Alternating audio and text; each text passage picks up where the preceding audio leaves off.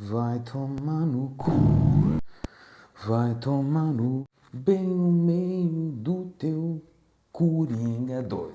Tá todo mundo falando, vamos falar também. Fui assistir Coringa 2, Delírio a 2. Eu nunca, jamais imaginei que a expressão meia bomba tivesse sentido. Porque metade do filme é muito bom, a outra metade é uma bomba. Não vou dar spoiler aqui, tá? Vou falar sobre o que acontece, o que eu achei. Eu assisti o primeiro filme do Coringa e, apesar de ter gostado, coisa que psiquiatricamente eu acho muito perigoso, você colocar um sociopata como vítima da sociedade, sim, a sociopatia não tem cura. A psiquiatria, todos nós sabemos disso, não existe cura. O sociopata ele tem que ficar isolado da sociedade, porque até se ele for preso, ele é uma ameaça aos detentos. Verdade. No Brasil, por exemplo, ele não existe a lobotomia, né? Pena de... existe. Mas ele vive uma lobotomia química, onde ele é sedado 24 horas pelo resto dos seus dias, se ele for realmente diagnosticado com a sociopatia. A sociopatia é um risco para a sociedade, não tanto para a pessoa que é sociopata. E sim, o termo certo é sociopatia e não psicopatia. A história do Coringa, eu não gostei muito. Eu gostei muito do filme, para falar a verdade, do primeiro, mas eu achei arriscado por causa da hibristofilia. O que é hibristofilia? Você sentir a atração por um criminoso. É o que acontece na história do Coringa e a Arlequina. Para começar, no filme você já tem uma versão da Lady Gaga como Arlequina, por mais que ela tenha feito uma excelente Arlequina. Depois de uma Margot Robbie também, é difícil a gente se adaptar. Enfim, o que a gente esperava era um musical mesmo. Não era segredo para ninguém que o filme ia ser um musical. O filme remete à perturbada história do Arthur Fleck, é basicamente o julgamento dele. Agora ele está institucionalizado no Arkham, porque está sendo julgado pelos crimes daqueles caras no metrô de Gotham. E enquanto ele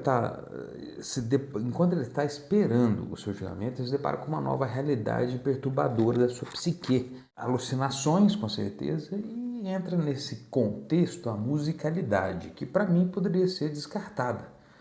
Se tivesse sido descartada, com certeza seria uma excelente continuação. É a minha opinião. Posso estar muito errado, as críticas podem aclamar.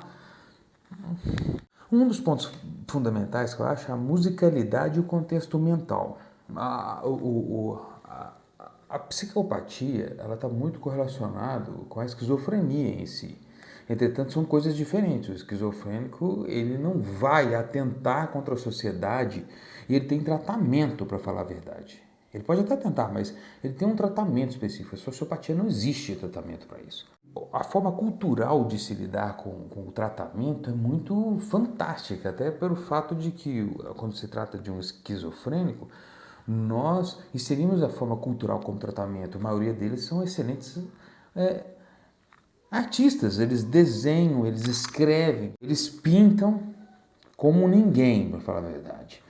Fazem quadrinhos, é excepcional o negócio. Só que ele entra mais afinco nesse contexto mental. Eu, como psiquiatra, assisti o filme porque eu achei interessante. E a música se torna uma coisa de escape. Parece que ele está se escapando, como se a musicalidade fosse uma forma de se livrar daquele contexto oculto e perturbador do Asilo Arkham.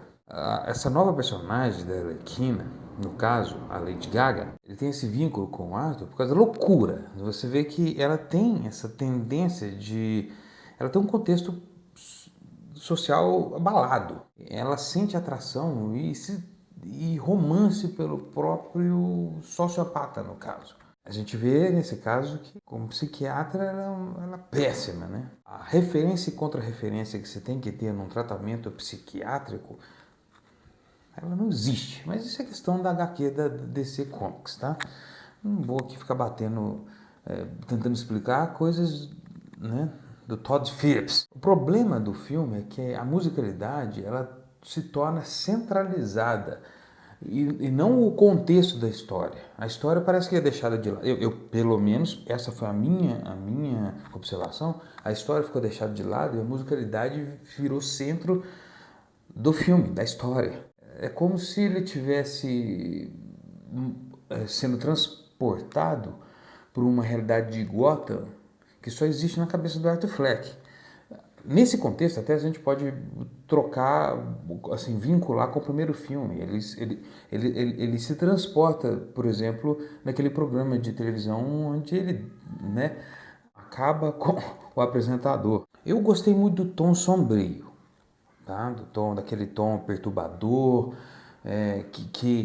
sabe, que o primeiro tem. Então, a música de fundo que vai te deixando para baixo.